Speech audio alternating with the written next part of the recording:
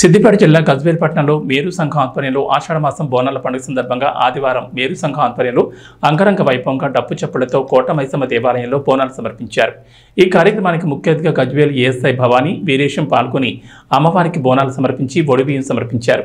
ఈ సందర్భంగా గజ్వేల్ నియోజకవర్గం మేరు సంఘం అధ్యక్షులు రామగిరి బిస్కిన్ బాబు మాట్లాడుతూ గజ్వేల్ నియోజకవర్గంలోని అన్ని మండలాల మేరు సంఘం వారు పాల్గొని మేరు సంఘం బోనాలు అమ్మవారికి సమర్పించడం జరిగిందని, సకాలంలో వర్షాలు కురిసి ప్రజలంతా సంతోషంగా ఉండాలని, దేశం సుభిక్షంగా ఉండాలని అమ్మవారిని కోరినట్లు తెలిపారు।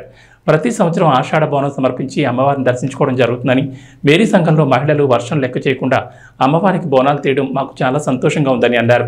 ఈ కార్యక్రమంలో పలువురు పాల్గొన్నారు।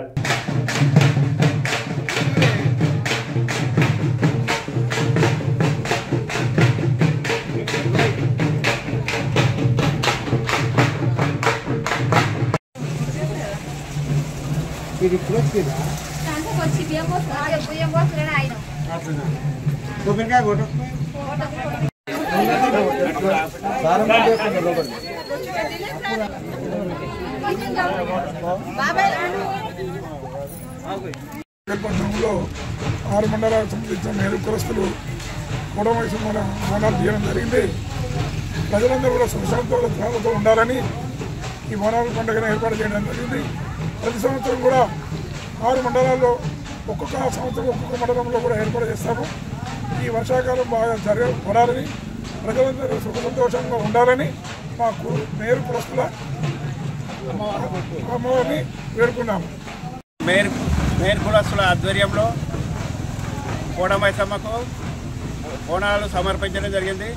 ఇది ప్రతి ఒక్క ఈ బోనాల పండుగ సందర్భంగా ఇక్కడ వచ్చిన ప్రతి ఒక్క కులస్తులందరికీ సద్వినియోగం చేసినందుకు ధన్యవాదాలు తెలియజేసుకుంటున్నాను।